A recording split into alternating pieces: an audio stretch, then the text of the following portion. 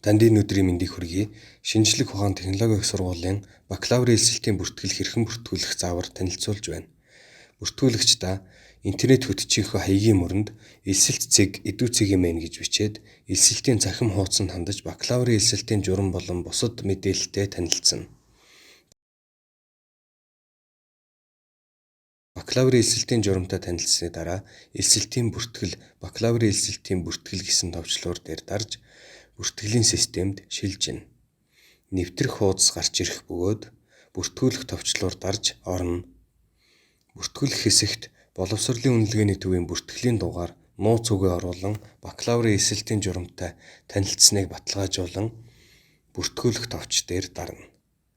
Бүртгүүлэгчийн үндсэн мэдээллийг боловсролын үнэлгээний төвийн блокчейн сүлжээнээс татах бөгөөд үндсэн мэдээлэл амжилттай татагдсан тохиолдолд нэвтрэх хэсэг рүү шилжинэ. Нэвтрэх хэсэгт боловсролын үнэлгээний төвийн бүртгэлийн дугаар, нууц үг, зурган кодыг оруулан нэвтрэх товч дарж элсэлтийн системд нэвтэрнэ. Нэвтэрч орсны дараа бүртгүүлэгчийн сонгосон хөтөлбөрүүд бүртгэл баталгаажсан эсэх болон элсэлтийн ерөнхий шалгалтын оноо харагдана. Үргэлжлүүлэх товчийг дарж хувийн мэдээлэл хэсэгт шилжих бөгөөд өөрийн мэдээллийг хянаж эцэг эхийн утасны дугаарыг оруулна.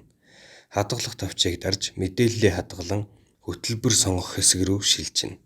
Энэ хэсэгт элсэлт авах хөтөлбөрийн жагсаал харагдана.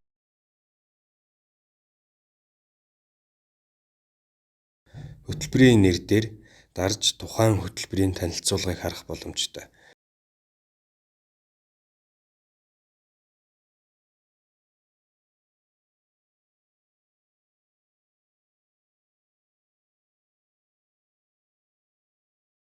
Хөтөлбөрөө сонгосон бол хадгалаад үргэлжлүүлэх товч дээр дарж сонгосон хөтөлбөр баталгаажуулах хэсэг рүү шилжинэ.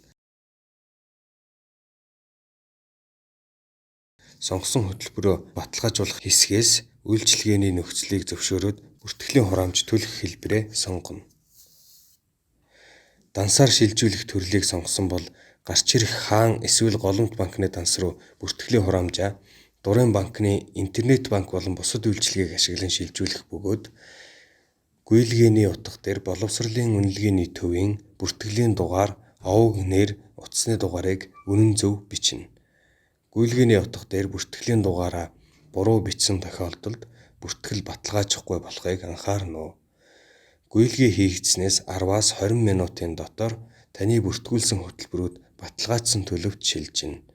Голомт банк, хаан банкны карт болон DigiPay, SocialPay үйлчилгээг ашиглан төлөх төрлийг сонгосон бол бүртгэлийн хураамж төлөх товч дээр дарна.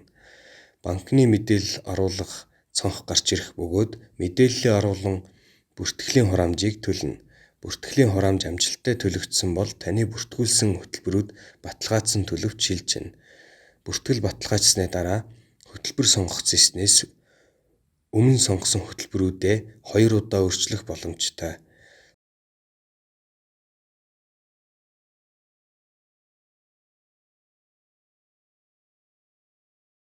Сонгосон хөтөлбөр зэснээс сонгосон хөтөлбөрүүдийн жагсаалт болон тухайн хөтөлбөр баталгаажсан эсхийг харна.